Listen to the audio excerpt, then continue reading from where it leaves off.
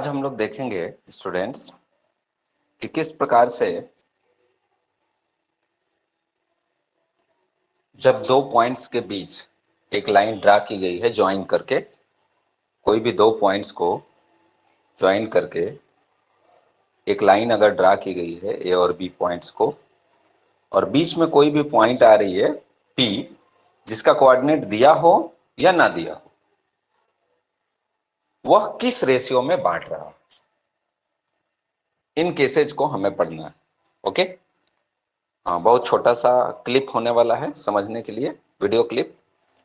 अब ध्यान दीजिएगा, यहां पर जो एग्जाम्पल है इसमें लिखा है सीधा कि find the ratio in which the point P x2, यही पॉइंट P है ये, जिसका कोऑर्डिनेट क्या है x2, divides the line segment joining the points A जिसका कोऑर्डिनेट है 12 5, B जिसका कोऑर्डिनेट है 4 -3। Okay, also find the value of x, ये बाद की बात आएगी कि also find the value of x। ठीक है, तो सबसे पहले हम किसी भी इस प्रकार के डिवीजन वाले क्वेश्चन में, यानी जब कोई पॉइंट्स बीच में इंटरसेक्ट करता है, तो उस केस में हमको सबसे पहले ये लाइन ध्यान में रखना होगा कि हमें कभी भी रेशियो को k:1 मानना होगा। क्या होगा? k:1। k:1 इसलिए मानना होगा क्योंकि हम सिर्फ k की वैल्यू फाइंड करेंगे। अगर हम x और y मान लेते हैं तो ध्यान दीजिएगा दो वेरिएबल हो जाएंगे, और दो वेरिएबल को सॉल्व करने के लिए हमें दो इक्वेशन चाहिए, जो कि पॉसिबल नहीं है। अब मान लीजिए कि लास्ट में हमें k की वैल्यू 3/5 आ जाती है, k:1 हमने कहा, k:1, और मान लीजिए कि लास्ट में इसकी वैल्यू आ जाती है 3/2:1, तो 3/2 में 1 का करेंगे तो क्या हो जाएगा? 3:2। इसी के आधार पर हम लोग k मानते हैं। तो चलिए मान लेते हैं हम कि k:1 होगी, कभी भी रेशियो आप यही मानेंगे k:1, राइट। अब चलते हैं, अब सेक्शन फार्मूला क्या होता है? सेक्शन फार्मूला यही होता है ना कि जैसे हम p का कोऑर्डिनेट अब फाइंड करने जा रहे हैं, किसका? p का। तो p का कोऑर्डिनेट फाइंड करने के लिए तो p में सबसे पहले x की वैल्यू फाइंड करेंगे और फिर y की फाइंड करेंगे। तो x की वैल्यू क्या होती है? आपको सबको पता है, mx2 plus nx1 by m plus n। कब? जब m और n रेशियो में डिवाइड हो कोई चीज तब, राइट। y के लिए भी यही होता है, my2 plus ny1 by m plus 1। ध्यान रखिएगा m प्लस n की, इसमें m की वैल्यू k है और n की वैल्यू 1 है, ऊपर जो हम लोगों ने कंसीडर किया, राइट। अब चलते हैं वैल्यू फाइंड करते हैं। तो x की वैल्यू हो जाएगी यहां पर, ये देखिए, ये x1 y1 ऊपर देख रहे हैं ना, x1 y1 12 और 5, और x2 y2 4 और -3, राइट। और यहां पर mn की वैल्यू हो गई k और 1, राइट। चलिए तो हम x की वैल्यू फाइंड करें। अब तो x की वैल्यू हम कैसे फाइंड करेंगे? m इंटू x, m की वैल्यू क्या हो गई? k into x2, m into x2 होता है, तो k इंटू x2 की वैल्यू क्या है? 4, तो k इंटू 4 प्लस क्या होता है? n इंटू x1, तो n की वैल्यू क्या है? 1, और x1 की वैल्यू हो गई हमारी 12, ऊपर देख रहे होंगे आप, और बाई m प्लस n यानी कि k प्लस 1। तो क्या हो गया यहाँ पे? 4x plus 12 by k plus 1, और यहाँ पर देखिए ऊपर में, क्लियर है?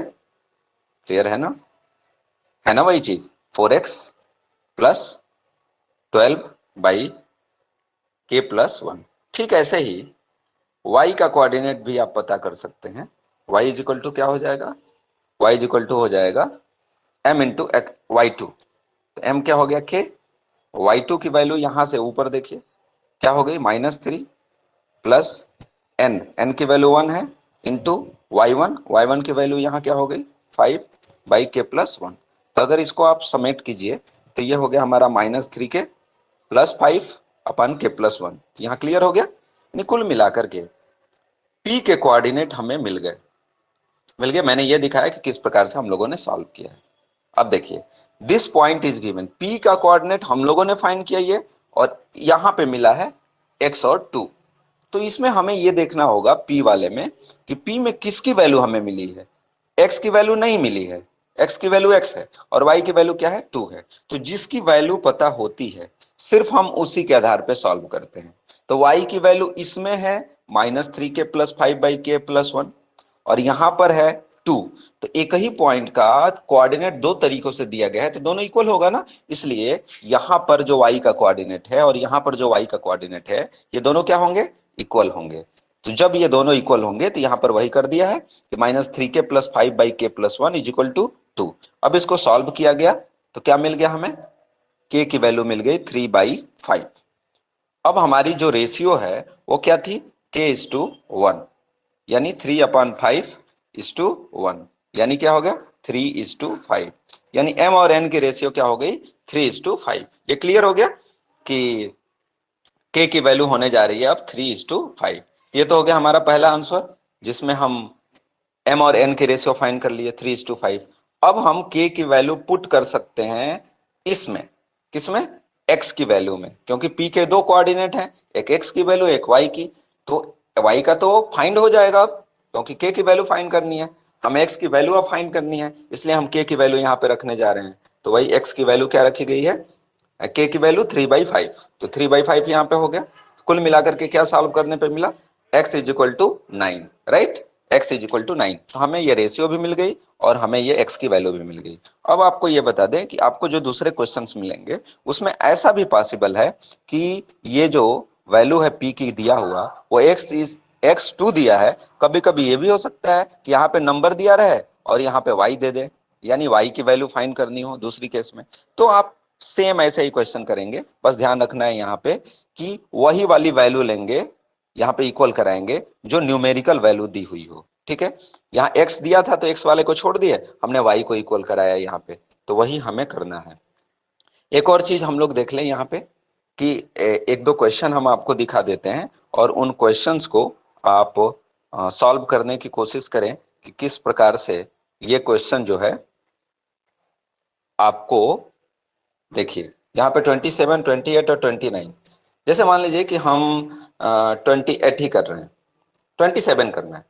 27 में आप देख सकते हैं कि यहाँ पे 27 में इन व्हाट रेशियो, यानी रेशियो पूछ रहा है तो हम रेशियो क्या मान लेंगे, k:1। Does y axis divide the line, कौन डिवाइड कर रहा है, y axis, joining the point -4 7 and 3 -7। तो -4 7 ये क्या हो गया, x1 और y1 की वैल्यू हो गया, और 3 - 7 क्या हो गया, y1 x2 और y2 की वैल्यू हो गया। हम रेशियो क्या मान लेंगे, रेशियो हम मान लेंगे k:1, रेशियो क्या मान लेंगे k:1। लेकिन एक चीज जो हम लोगों ने ध्यान देना होगा वो ये है कि यहाँ पे सीधा सीधा समझा रहा है कि जो y एक्सिस है वो इंटरसेक्ट कर रही है। तो जब y एक्सिस इंटरसेक्ट करती है जी तो x की वैल्यू क्या होती है, 0। जब y एक्सिस इंटरसेक्ट करती है तो x की वैल्यू क्या होती है, 0। तो मान लीजिए कि वो पॉइंट है p, यहाँ पे ये a मान लेंगे, इसको b मान लेंगे, और जो पॉइंट इंटरसेक्ट कर रही है उसे p मान लेंगे, और p का कोऑर्डिनेट हो जाएगा xy होगा ना, xy होगा ना। लेकिन हमको पता है कि y एक्सिस कट कर रही है तो x की वैल्यू क्या हो जाएगी, 0। तो हम xy ना लिख के क्या लिखेंगे, 0y, क्या लिखेंगे, 0y। Let the coordinate of p be 0y। क्यों 0y हो रहा है, क्योंकि y एक्सिस इंटरसेक्ट कर रहा है। हमने रेशियो मान लिया k:1, यहाँ पे p का कोऑर्डिनेट हो गया। अब आप सॉल्व करेंगे और इस बार इसको आप इक्वल दिखाएंगे सॉल्व करने के बाद, ओके। तो आई होप आपको समझ में आ गया होगा। क्लास को ओवर करते हैं यहीं पे, ओके। अगर कोई क्वेरी हो, प्रॉब्लम हो तो आप उसे कमेंट कर सकते हैं या फिर हमसे पूछ सकते हैं, हम उसको सॉल्व करेंगे, ओके। Class over.